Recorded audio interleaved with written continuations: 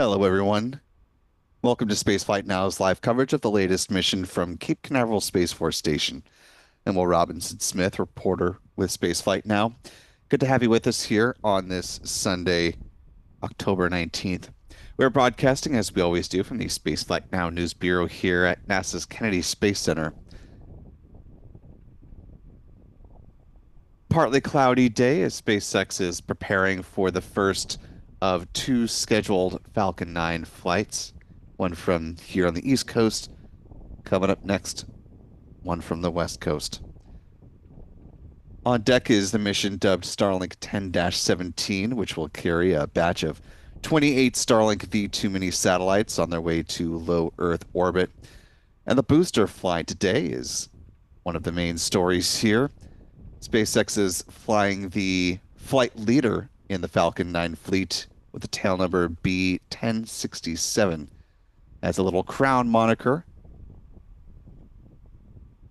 referred to by some in the online space community as the king of the Falcon boosters. It's making its record-breaking 31st flight today with a landing targeting a drone ship called a shortfall of gravitas. As we're getting things ready for tracking this flight today, I want to thank the more than 730 of you who are watching along with us live this afternoon. If you haven't already, you could do us a big favor just by clicking that like button and sharing the stream, allowing some more folks to find their way into this live launch coverage. I also want to thank our moderators in the chat. You've got Rick Donner at the moment, as well as Aussie Space Girl. Good to see you both. If you see any of the other mods cruise on in during the course of the countdown, be sure to give them a big old Spaceflight Now hello. And you can make the mods' job just a bit easier by following the rules of our live chat. We ask that you post your message in English so that the mods can respond as appropriate. Also, that you refrain from delving into overt politics or religion. Also, no all caps messages. Emojis are perfectly fine. We just ask that you don't create a huge block of them so that they take up a large percentage of the live chat and other people can see their messages and chat with others here with us today. Last but certainly not least, we ask that you treat each other with the kindness and respect that you yourself would like to be treated. And we'll all get along swimmingly.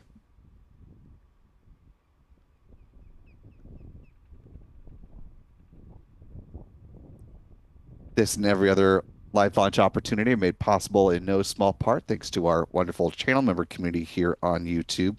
So thanks to folks like Norman Reitzel, the Rocket Girl, Super Tech Boy, Butterfly, Sue Straub, Mark Pachotnik, and many, many others.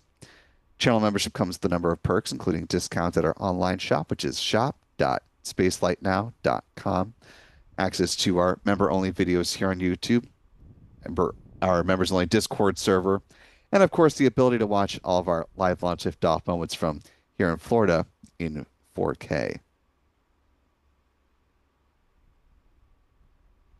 Of course, behind the scenes are our normal Spaceflight Now crew. Our editor, Stephen Young, is running the technical operations of the broadcast today.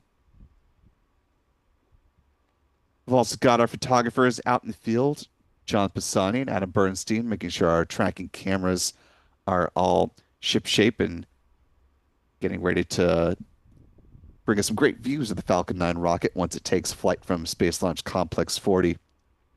Our other photographer, Michael Kane, waiting in the wings, and now is a great time as ever to make sure you're following our photographers here on X. You can find their handles on the screen right now.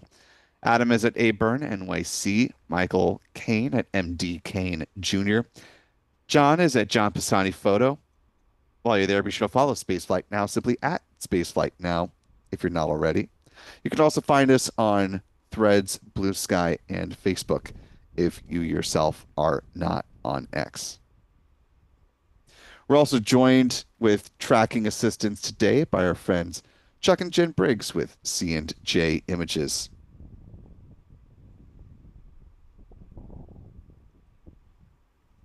You can find them on X as well just by searching C&J Images. and is spelled out, not an ampersand, just FYI.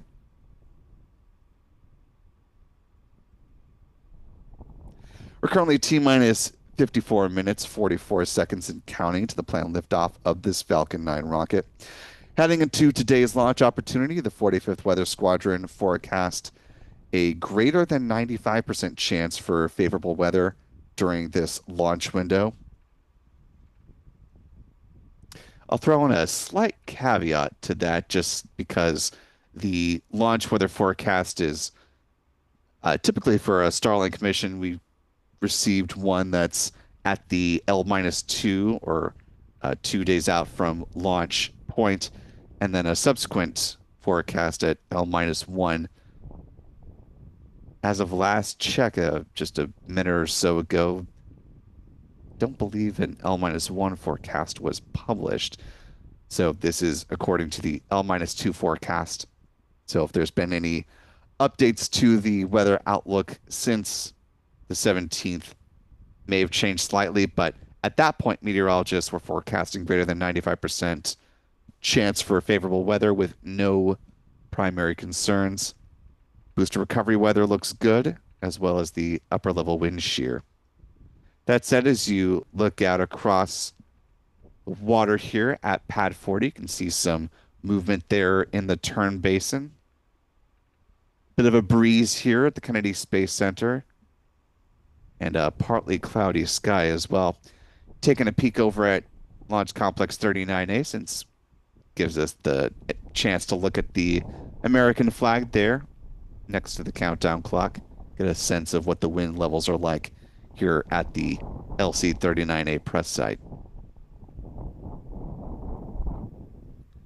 And as always, you can head on over anytime, day or night, and check out the ongoing progress to SpaceX's Starship Tower under development there at LC-39A. We've got a nice zoomed in view for you as there's been quite a bit of work around the area of the launch mount, and you can see some of the cranes are a little bit to the south of that area, but lots of activity happening here as SpaceX works to bring its Starship capabilities online here in the Sunshine State in the not too distant future. Although TBD exactly when Starship will start flying from here in Florida. SpaceX's Vice President of Launch, Kiko Donchev, said they won't start launching their Starship rockets from here at LC-39A or Slick 37 over at Cape Canaveral Space Force Station until Starship is more in an operational capability and is not quite as much in the iterative stage. All that said, we're focusing on the Falcon 9 rocket today. 51.5 minutes to go before the planned liftoff with those 28 Starlink satellites on board.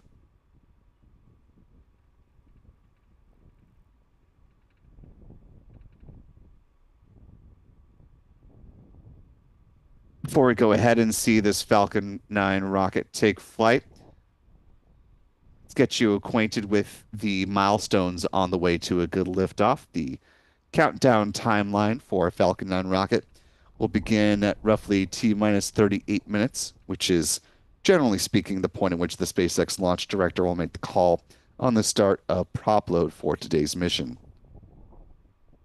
SpaceX does their readiness poll electronically, though, so if they feel like they're in a good position, they can signal their readiness a little bit ahead of the 38-minute marker. But once the go-ahead is given, fueling of the rocket will begin at T minus 35 minutes with the loading of RP-1, a rocket-grade kerosene on board the Falcon 9's first and second stages. At the same time, liquid oxygen will begin flowing on board the rocket's booster. 30 minutes before takeoff, SpaceX will start to load a cryogenic helium onto the pressure vessels for the Falcon 9's first stage. Same was true on the second stage a few minutes afterwards. That helium, of course, is important because it's used to pressurize the main propellant tanks during flight. 23 minutes out, the second stage RP-1 tank is full. And at T-minus 20 minutes and 50 seconds, we'll see the strong back chill down process get underway.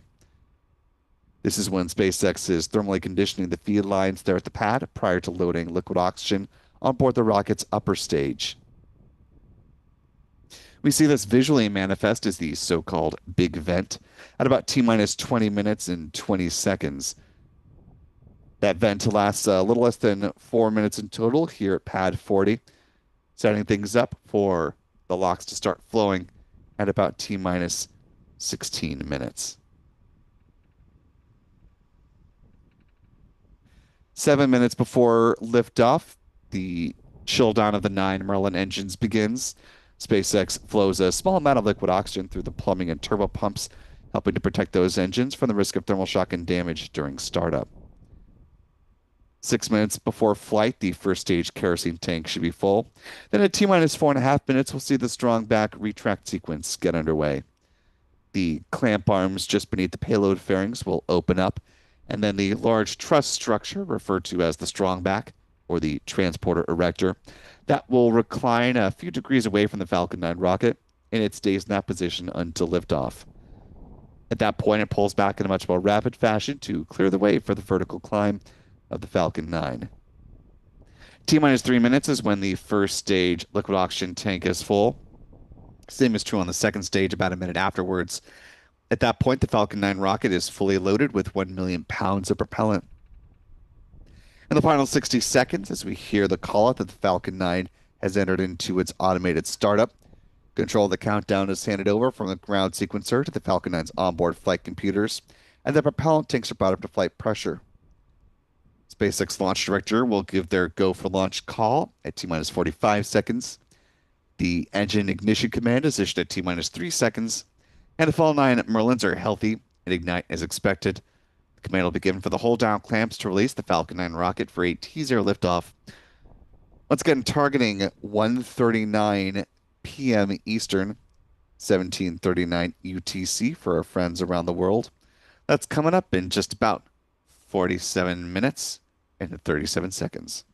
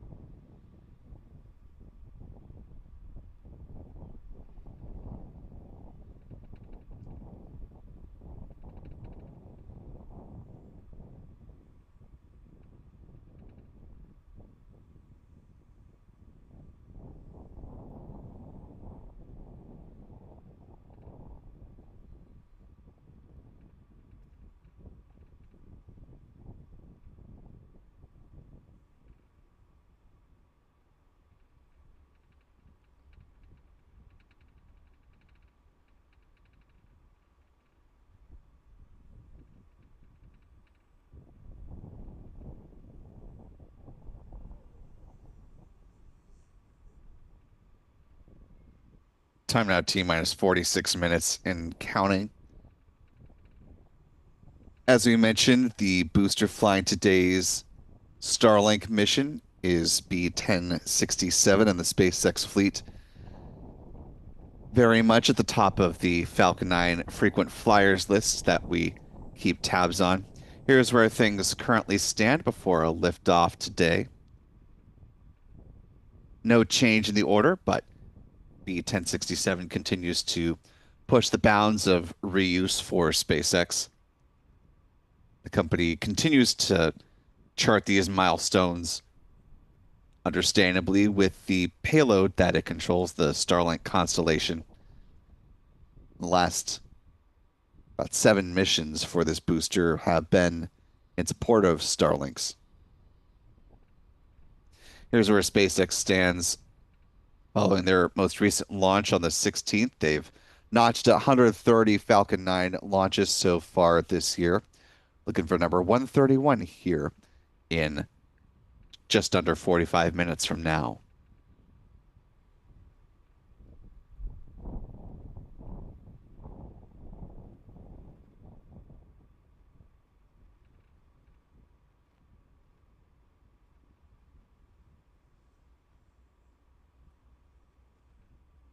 Taking a peek at the live chat, I see a couple of folks have been asking about trajectory. Just broadly speaking, it'll be heading on a northeasterly trajectory today. We'll talk a little bit more about that with greater specificity once we get a little bit closer to liftoff.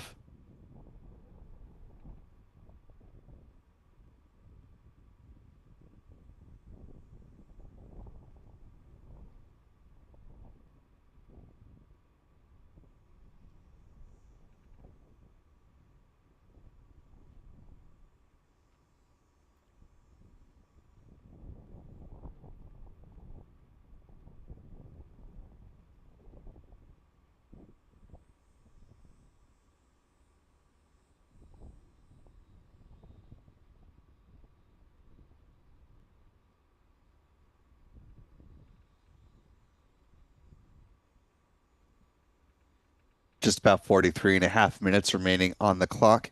Speaking to the payload on board today's Falcon 9 flight, a batch of 28 Starlink V2 mini satellites. This is set to be SpaceX's 93rd mission supporting its Starlink constellation so far this year.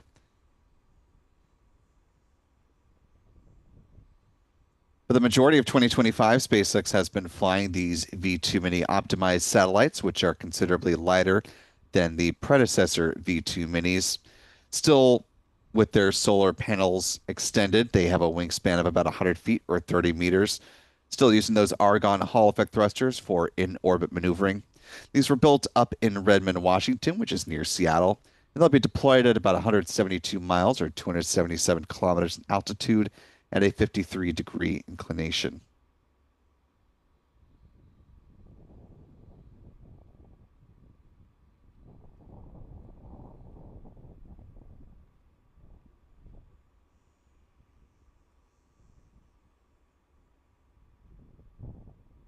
During Starship Flight 11, SpaceX offered a new comparison of the V2s versus the V3 version of its Starlink satellite.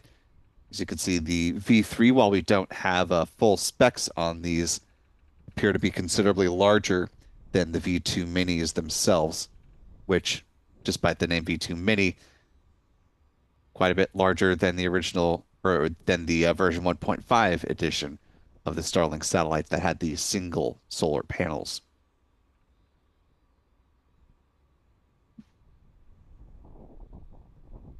Once upon a time, SpaceX had made reference to launching version 2 Starlink satellites with its Starship rocket, but plans shifted and it has been launching the V2 minis on the Falcon 9 while it continues to iterate and work towards an operational version of its Starship rocket.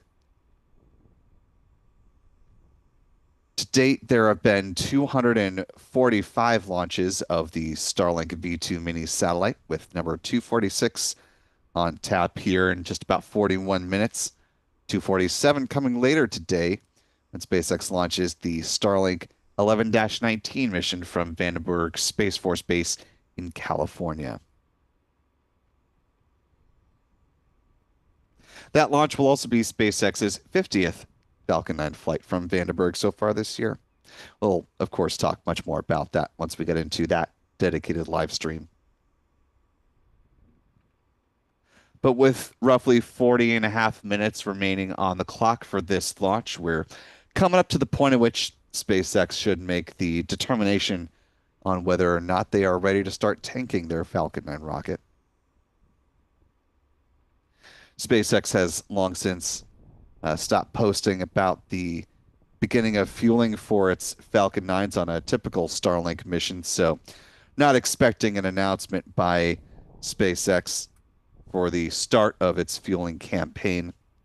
That said, this is B1067, and They did post a nice little video showing the crown on the uh, Falcon booster the last time it launched when it hit the 30 mission milestone. So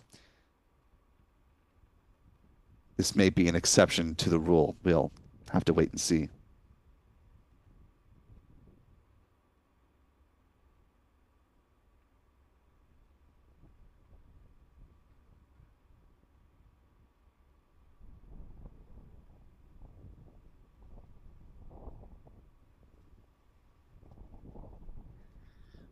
While we await the start of fueling, want to thank a few folks in our live chat for their support today.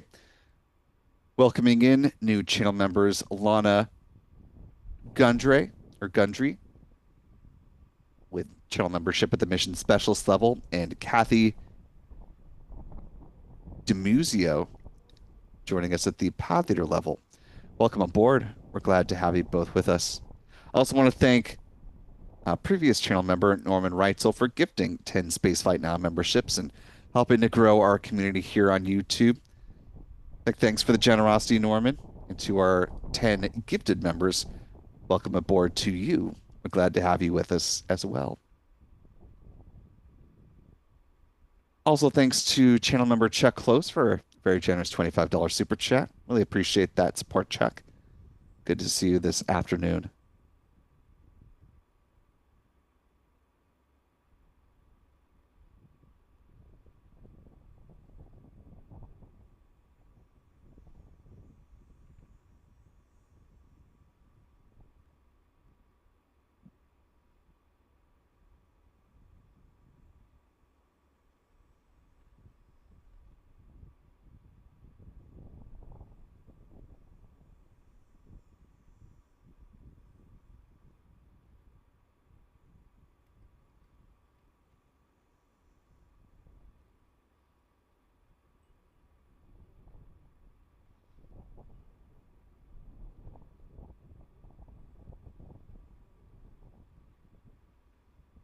Time now, T minus 37 minutes, 30 seconds and counting.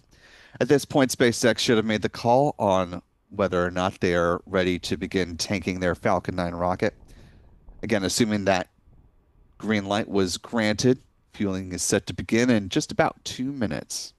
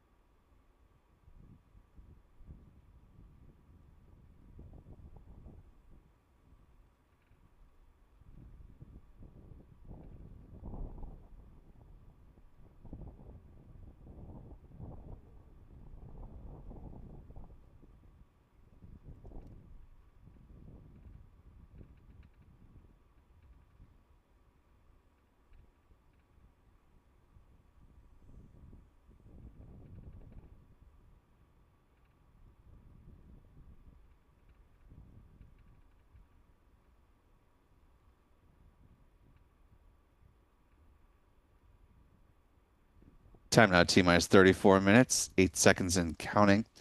Assuming the green light was given, SpaceX is now fueling its Falcon 9 rocket. They're at pad 40. We'll be looking for signs of tanking in the next couple of minutes to make a more firm determination if, in fact, LOX and RP1 are flowing aboard the rocket.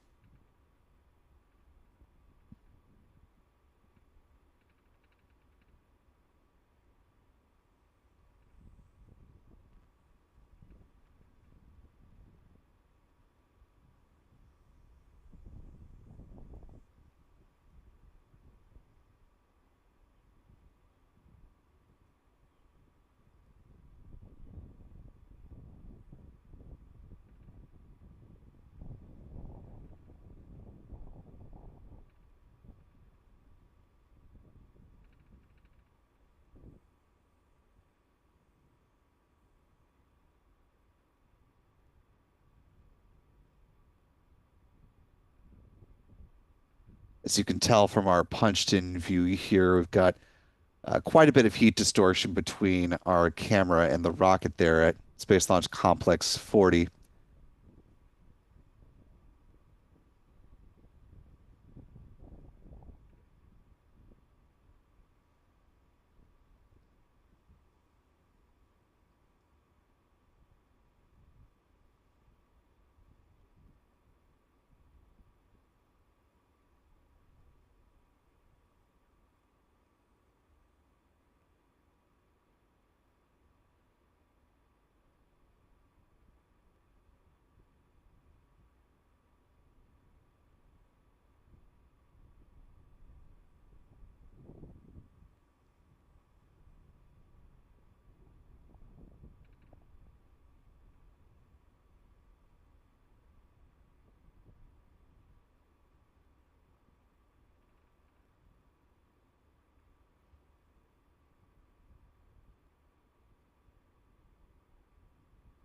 And we are more clearly starting to see that frost line forming at the base of the booster as the super cold densified liquid oxygen flows on board B1067. A good visual indication there that fueling is in fact underway, which means SpaceX is locking into that T0 time of 1:39 p.m. Eastern, 17:39 UTC.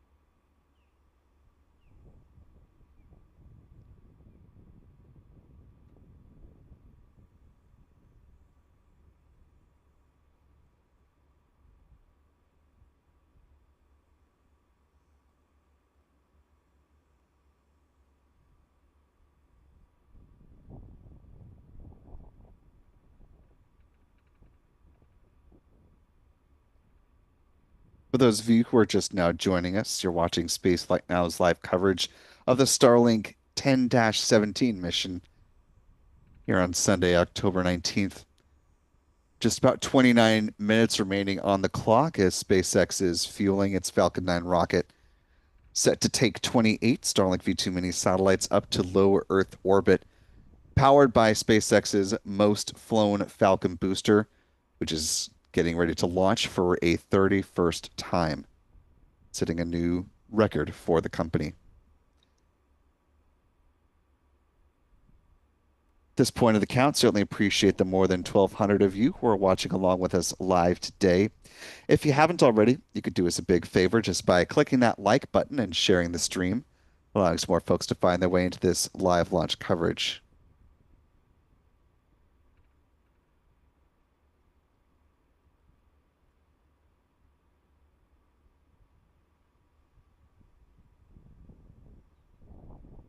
Also, I see we've got a few folks checking in, but let us know where you're watching from.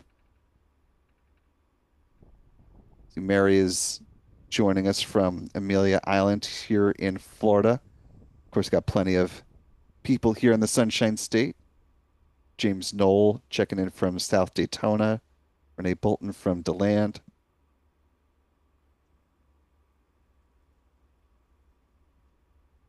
And Rob is over at the Banana Creek viewing area, says that the folks over at the Kennedy Space Center Visitor Complex have us up on the Jumbotron, which is quite lovely.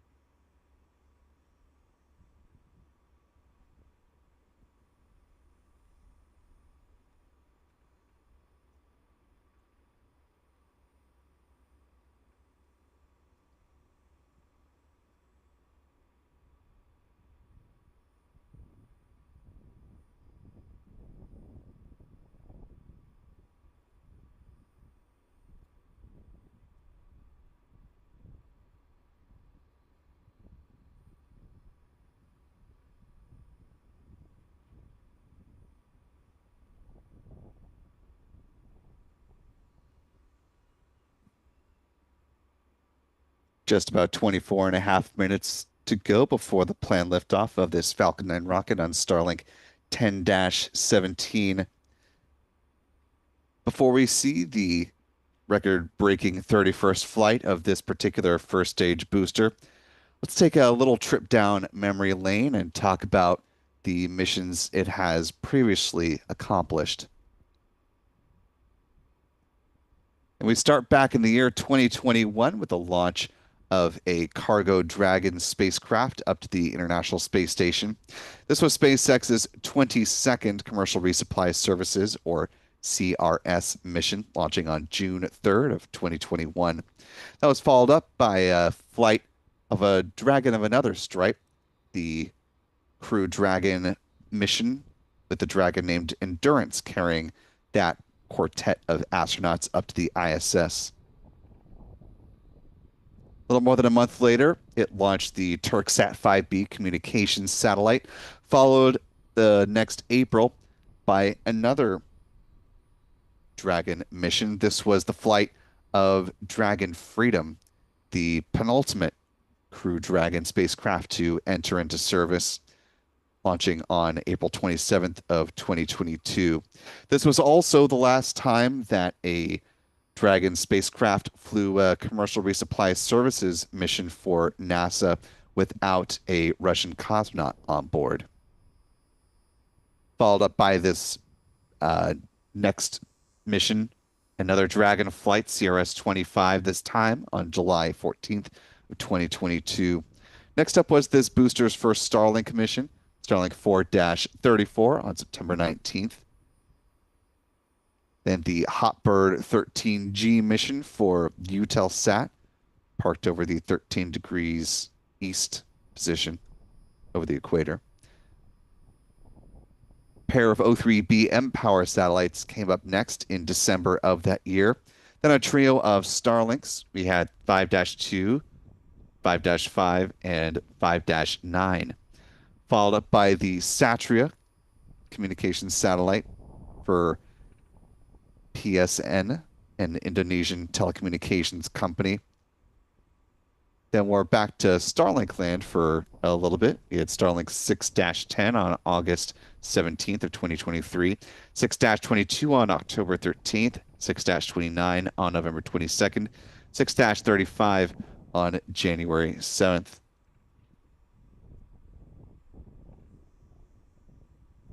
That brings us up to the Telkomsat Meraputa 2, also for PSN. Back to Starlink land we go for about 4 more missions. 6-45, 6-55, 8-5, 8-3. We'll speed run these last about 9 or 8 missions just to get us caught up before the big event starts.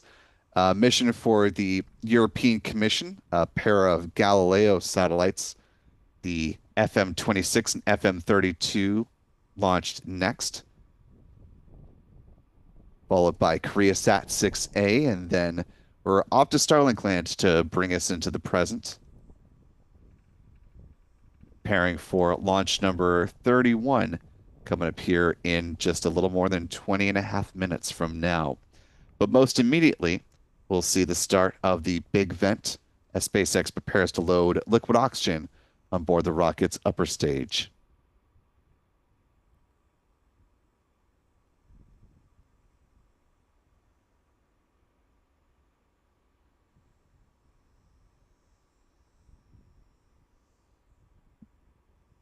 And there's the big vent now underway.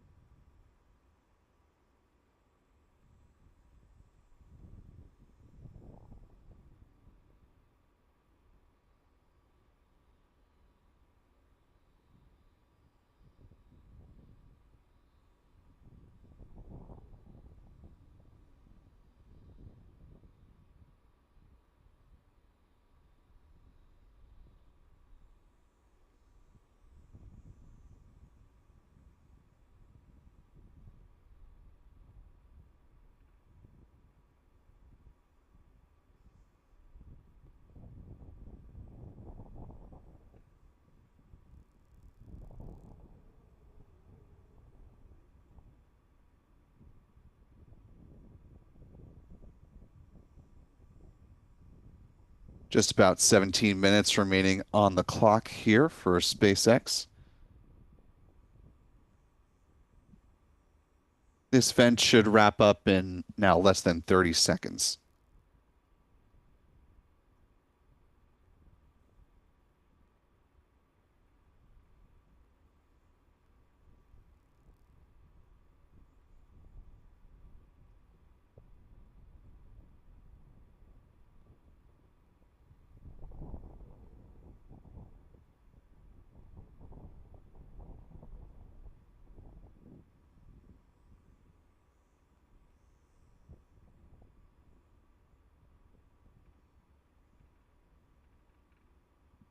With the big vent wrapped up, second stage lock load is set to begin now in just about 10 seconds.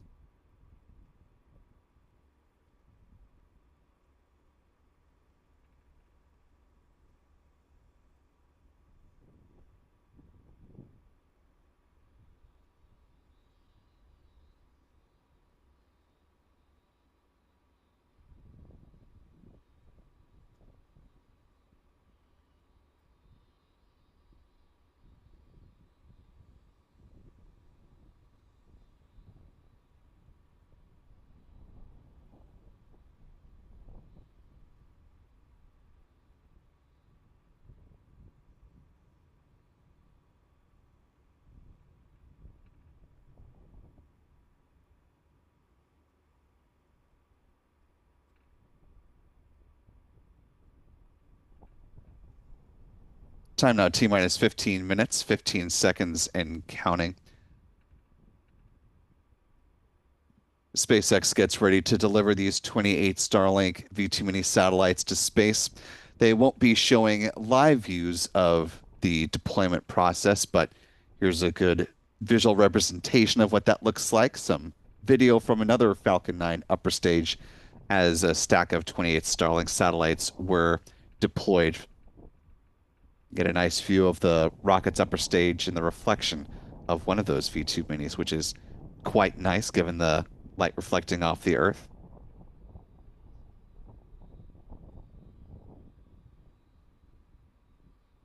All of the Starlink satellites are released simultaneously. So here's a view of the stack as they began drifting away from the upper stage, just from the perspective of the engine nozzle facing camera. They slowly drift apart to their correct orbital positions before becoming part of the constellation following, of course, checkouts to make sure that they are all in good working order. Also worth noting that things are continuing to move along with another launch operator getting ready for their next flight. Just down the road from Slick 40, of course, is Slick 41. Their United Launch Alliance has been in the process of adding the solid rocket boosters onto the Atlas V booster that you see there inside the vertical integration facility. This rocket will carry the Viasat-3 F2 satellite into GEO. Launch currently scheduled for either late October, or early November. A specific launch date has not been announced yet by ULA.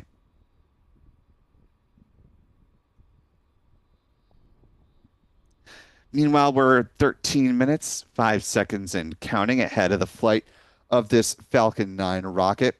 This is set to be SpaceX's 548th Falcon 9 rocket to date and the 131st of the year so far. So while we're anticipating a good liftoff here in now less than 13 minutes, let's go ahead and take a beat to talk about the workhorse vehicle for SpaceX. Falcon 9, which stands 70 meters or 229 feet in height. It has a diameter of 3.66 meters or 12 feet. The majority of that, of course, comes from the rocket's first stage. As we've been discussing, this is B-1067, which will launch for its 31st time here in just about 12 minutes. If everything continues to progress well with the countdown, of course. At the base of the first stage are 9 Merlin engines, which burn rocket-grade kerosene and liquid oxygen, producing 1.7 million pounds of thrust at liftoff. Around the engine compartment are black carbon fiber landing legs used to land the first stage on the drone ship. Today, SpaceX will use the vessel called a shortfall of gravitas. Above the first stage is the inner stage. This is a composite structure consisting of an aluminum honeycomb core, which is surrounded by carbon fiber. In that image on the right-hand side of your screen, you can see the deployable hypersonic grid fins. These provide stability and steering for the Falcon 9 as it comes back through the atmosphere and targets a touchdown on the drone ship like a big old lawn dart. Also at the top of the inner stage are 3 mechanical latches that attach to the vehicle's second stage. And at first stage, main engine cutoff, high pressure helium is used to release those latches, and 4 pneumatic pushers ensure a clean separation. Also, the second stage engine nozzle is housed safely inside the interstage adapter until the point of stage separation. Speaking of that second stage, as we are now inside of 11 minutes to liftoff, the upper stage of the Falcon 9 is powered by a single modified Merlin engine called a Merlin vacuum engine, or an MVAC engine.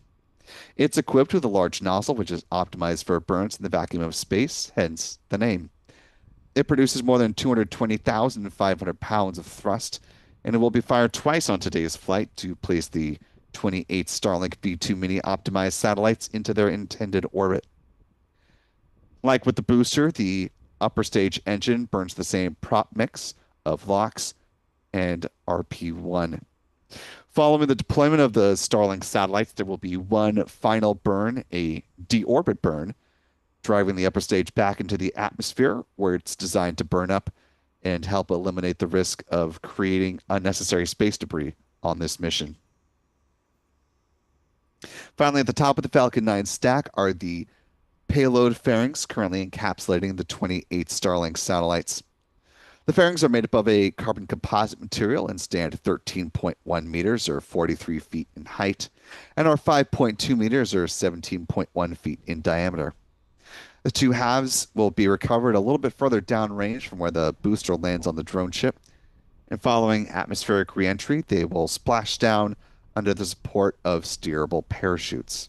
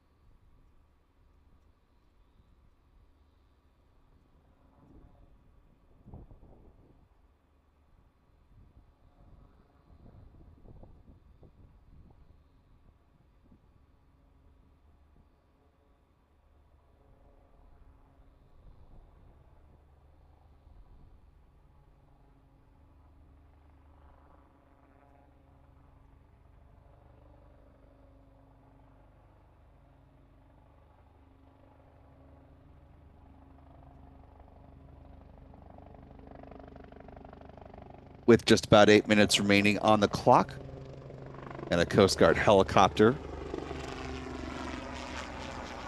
cruising overhead, as you can hear from our microphones there at the KSC press site. I want to thank a few more folks in the live chat who are helping and support our coverage today. But thanks to Tim Carter for a $20 super chat. Thank you, Tim. Fortunately, we're fresh out of jokes here this morning. We just ran out before the broadcast. Apologies for that. Carol DeFazio with a $2 super chat saying, my favorite thing about being back in Florida, referring, I'm sure, to the forthcoming launch. Bill in Lauderdale, $5 super chat, offering some support and thanks to the mods who says a great job as always. Hear to that. And thanks to our friend Charles Boyer with a $5 super chat, who says, any day B1067 flies is a special day. Crowds are longing, I think it means lining up the beaches and the river to watch while they listen to Spaceflight now. Great job, guys. Thanks, Charles. Charles, of course, is over the online publication Talk of Titusville, which, in addition to covering space-related topics, as the name suggests, is a great local publication focused on the city of Titusville, which is on the north end of Brevard County, for those unfamiliar with the local geography. So be sure to go over to Talk of Titusville and show that outlet some love as well. They do some great work there. Under or just about 6 minutes to go. At this point, the engine chill for the Falcon booster is well underway, and the RP-1 tank on the booster should be at flight levels as well. Less than 6 minutes to go. Coming up next, we should be getting pad level views of the Falcon 9 rocket.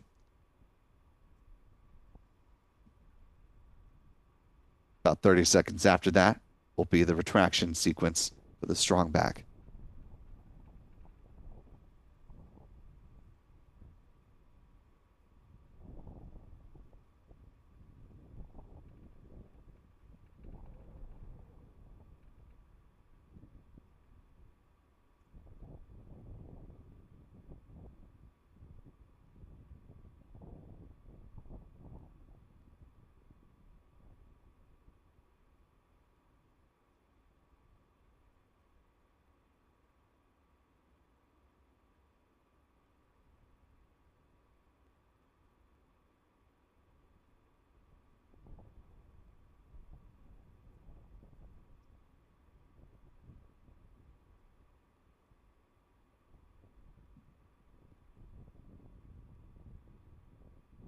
Just under 5 minutes to go. Pad level views, the Falcon 9 rocket coming in now. Also some additional hissing at the pad. Hearing some of the various ventings. Strong back retract has started.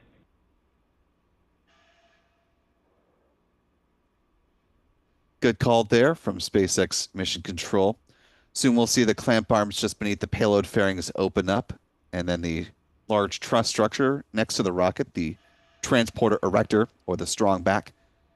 Yep, there it is. We'll start reclining. There's actually a really nice shot here. You can see the upcoming landing zone that SpaceX has been working on really start to take shape. Earlier this year, SpaceX landed its final Falcon booster over at Landing Zone 1, which will be taken over in the not-too-distant future for launches by both Phantom Space as well as Via Space, local Brevard County launch company.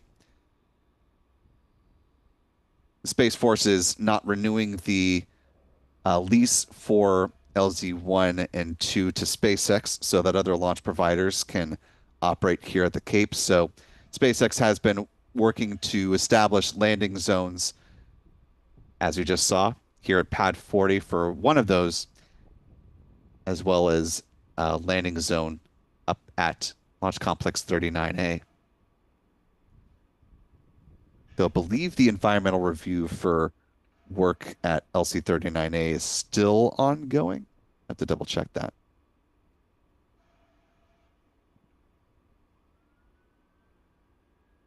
Stage 1, LOX load complete. Good call there on stage 1 LOX load. We should hear a similar call regarding the second stage at about T-minus 2 minutes. Also, thanks to Mark, I believe Mark Pachotnik.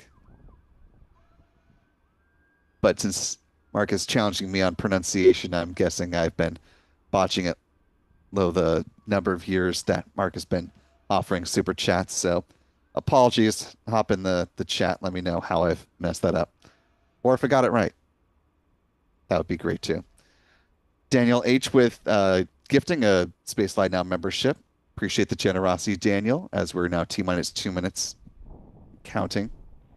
Stage 2, LOX load complete. At this point, the Falcon 9 rocket is now fully loaded with 1 million pounds of propellant. That venting you're seeing there are the ground gas closeouts. SpaceX releases the remaining liquid oxygen from the feed lines there at the pad. One last good look here at that landing zone I just mentioned.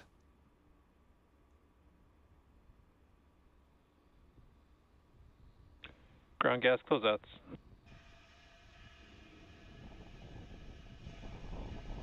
SpaceX has said in previous news briefings that they plan to bring that landing zone online in early 2026. So TBD what the first mission will be that will use that landing zone. But one of the benefits is it will help to shorten the turnaround time for Falcon 9 is in startup. SpaceX. Coming up next, we should hear the SpaceX launch director made the call that they are in fact go for launch. The launch director is go for launch. And a good confirmation there. Now just about 30 seconds away from the liftoff of this Falcon 9 rocket.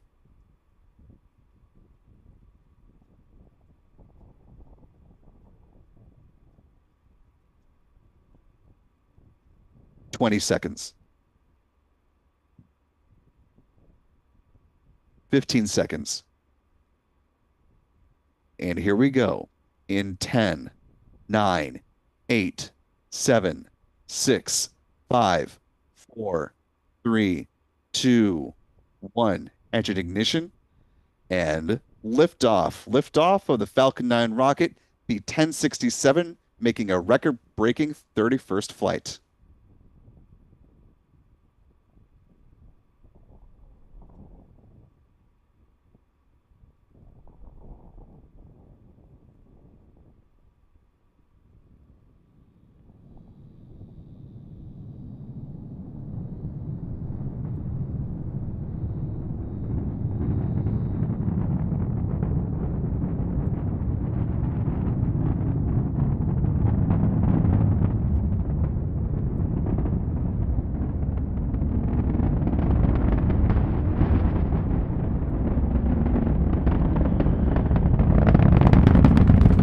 Falcon 9 power and telemetry are nominal.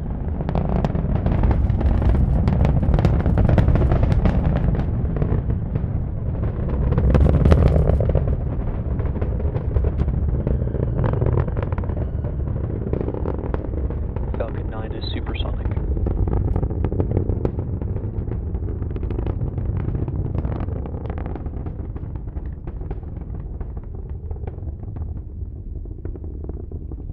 Max Q.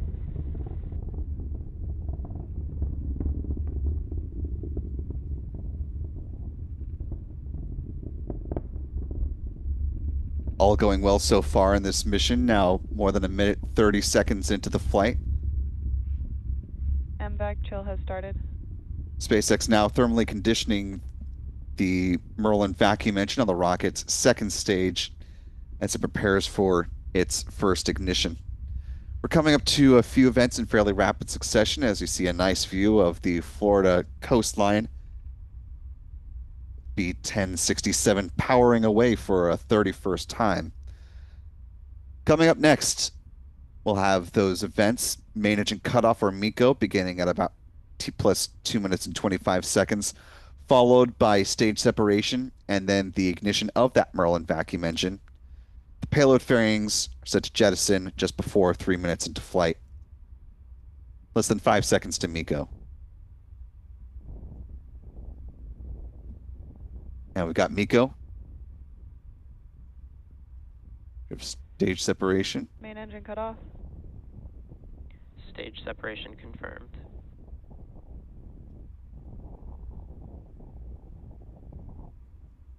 MVAC startup.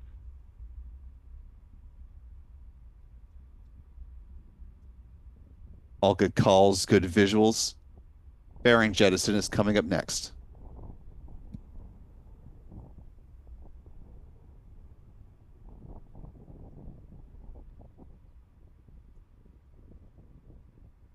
Fairing separation confirmed. And a nice view of those Starlink V2 Mini optimized satellites as the fairing halves fall, making their way back to Earth.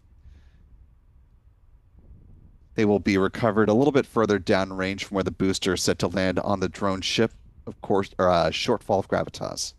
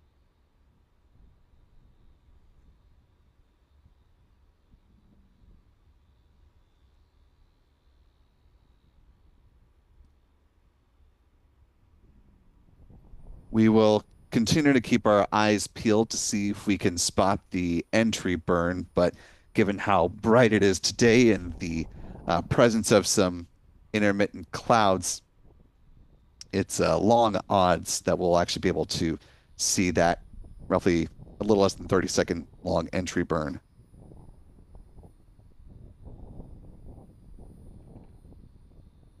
Fortunately, though, we do have the onboard camera views provided by SpaceX, so we'll be most probably relying on these for today. Nice view up through the interstate there on the left-hand side of your screen. Good onboard camera views from the rocket's upper stage as well, toggling between those two perspectives on the MVAC nozzle.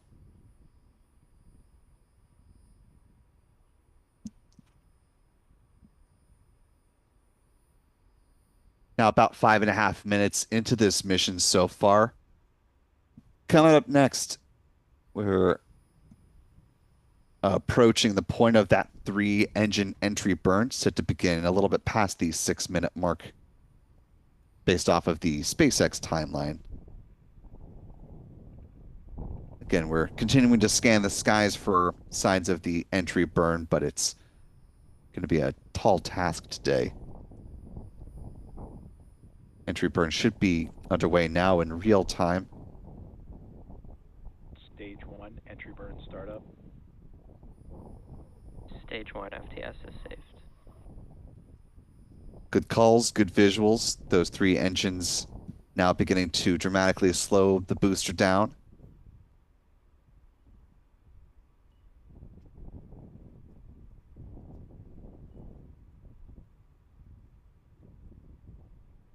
Stage 1 entry burn shutdown.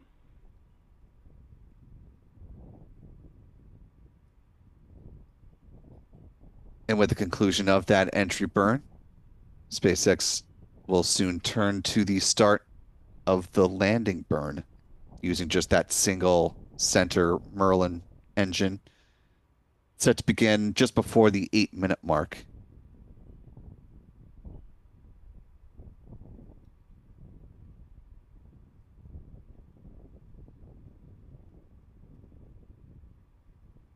Right around the time of that entry burn beginning, you heard the call that the FTS has been safed.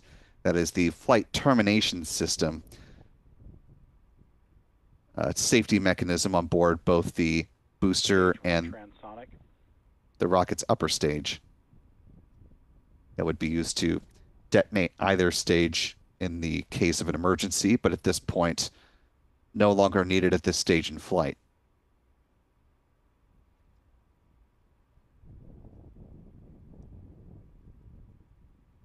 As we're getting into or partway through the start of the landing burn, you may also hear a call that the second stage is in terminal guidance. That means it's nearing Stage the end 1 of its landing burn. burn.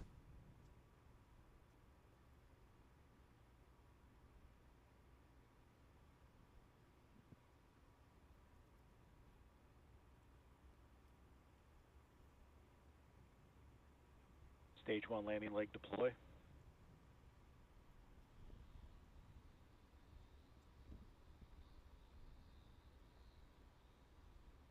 Stage 1 landing confirmed.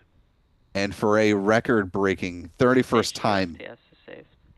the 1067 is safely down on the drone ship, recovered today by a shortfall of gravitas.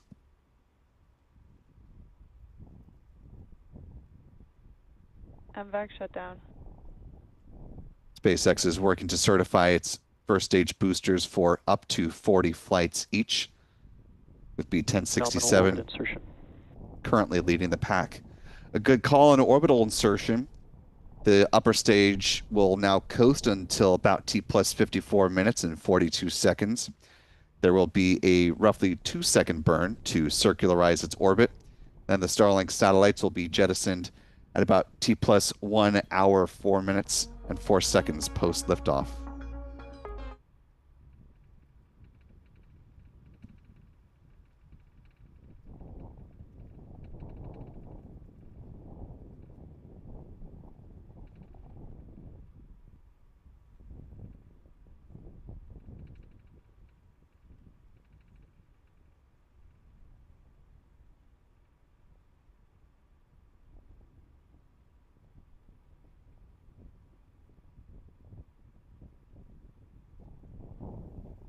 And with a good liftoff and a good landing of B-1067, we're going to turn to our mission stats here in just a moment. But first, I want to thank a few folks for your support with our broadcast today.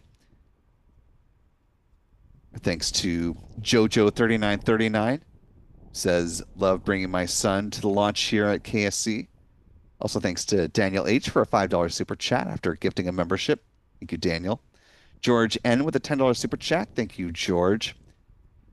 Channel member Jeff Shiner with a very generous $50 super chat, $50 Canadian super chat, who says, go SpaceX, go Jays. Really appreciate the support at that level, Jeff. Thank you so much. And Daniel H. back again, gifting yet another Spaceflight Now membership. Really appreciate that, Daniel. Thank you so much. And now, as promised, the mission stats as we are preparing our launch replays in the background.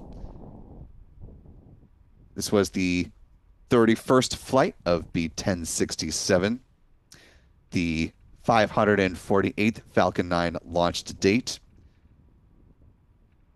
This was, as luck would have it, the 131st Falcon 9 launch of 2025, the 483rd Falcon booster reflight, with a launch of a booster that has flown at least once. This was SpaceX's 166th orbital launch within the last 365 days, the 285th orbital launch for SpaceX from Space Launch Complex 40, and the 340th overall launch from Pad 40 as well. Our first launch of the day now well underway with the booster liftoff and landing. So number 131, as seen on the bar chart. Following the Vandenberg launch here in a few hours, SpaceX will be within just 2 launches from catching the total number of missions it was able to accomplish in all of 2024. Moving on to some recovery stats now. We just saw the 129th good landing of a booster on the drone ship called a shortfall of gravitas. That was SpaceX's 424th drone ship landing and the 520th overall booster landing for SpaceX. Finally, with some industry stats, this was the 87th orbital launch from the Sunshine State. Just to pause for a second here. As far as the record for Florida, 2024 saw 93 launches, so getting very close to hitting and surpassing last year's total. This was also the 138th orbital launch from U.S. soil, the 150th from U.S. rocket company so far this year, and the 237th orbital launch around the world. So far, there have been 5 orbital mishaps in 2025. Here's where the pie chart now currently stands. And we're looking for U.S. launch number 151 coming up here in just a few hours from Vandenberg. But before then, let's wind the clock back and give you a look at our launch replays, starting with the fixed view from here at the press site as set up by Adam Bernstein.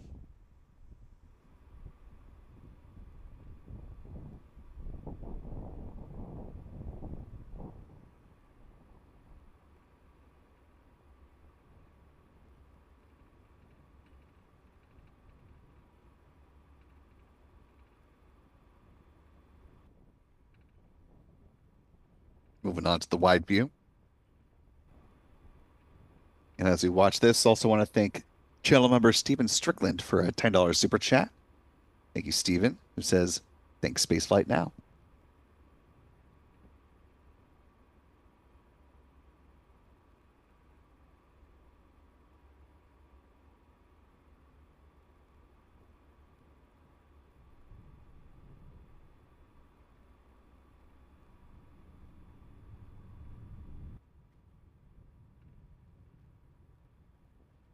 Moving down to the turn basin.